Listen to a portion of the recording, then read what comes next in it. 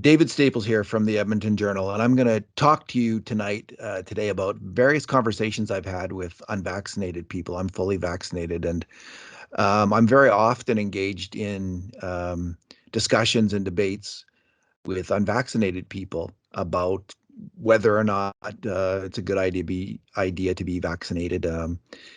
What are the benefits? What are the pros and the cons? And they send me constant information about the dangers of vaccination. This is on top of all the information, they've sent me over time on, lockdowns don't work, PCR tests don't work, masks don't work. Ivermectin does work. Hydroxychloroquine does work. At least that's what people thought at the time. So there's been, a fairly consistent train of thought from this group of people, and it includes that vaccines don't work. In fact, that vaccines down the road, especially, might be very harmful to us. There might be unknown harms of the vaccines.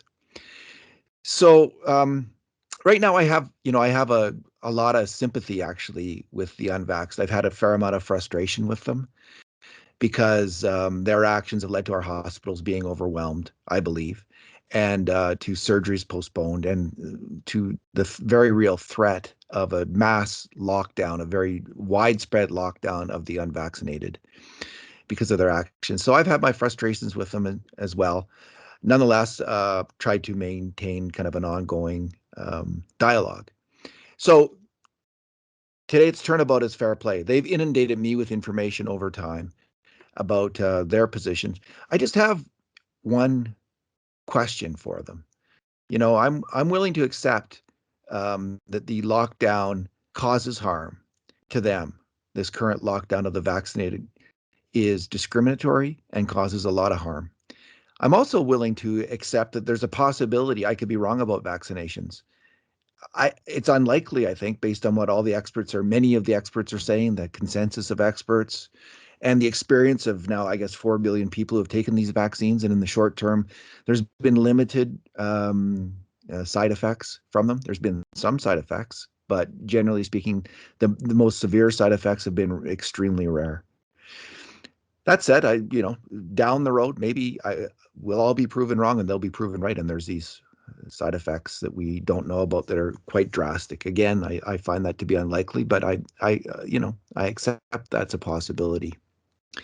What I wonder, though, and my question for the unvaccinated is, there can really be no doubt, can there, that in the last 4 months, our hospital ICU units and hospitals have been packed full of unvaccinated people, absolutely packed full. Can't we all agree on that? Can we? I think that's a starting point for a real debate about this.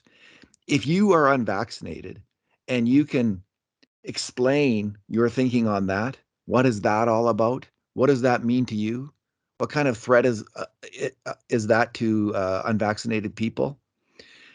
That's a starting point for, I think, a better dialogue and a stronger conversation about this.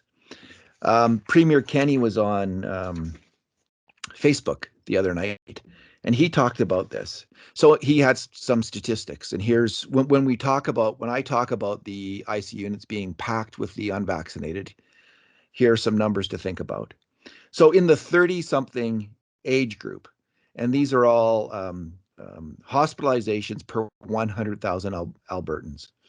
In the 30-something age group, when you look at the unvaccinated, you're 45 times more likely to end up in hospital with COVID if you're unvaccinated as compared to vaccinated.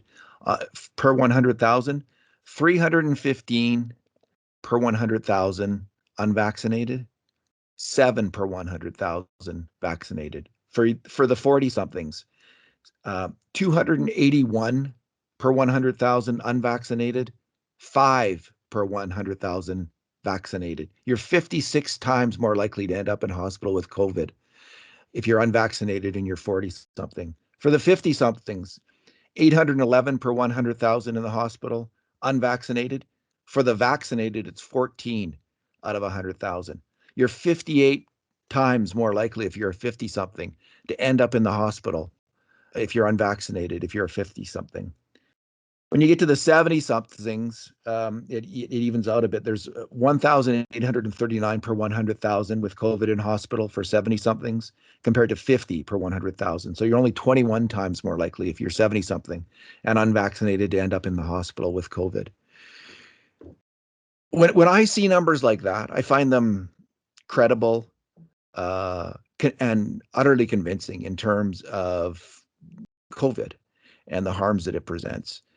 If you are unvaccinated, you're taking a huge risk, much greater risk than someone who's been vaccinated of ending up in the hospital with this.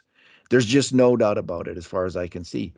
But when I asked people on Twitter, on social media, what they thought about it, here's some of the responses from unvaccinated people who I talk to often there. And some of them don't believe the PCR test is reliable. So I guess the idea there is that people are in the hospital and they are found to be with COVID, but they don't really have COVID.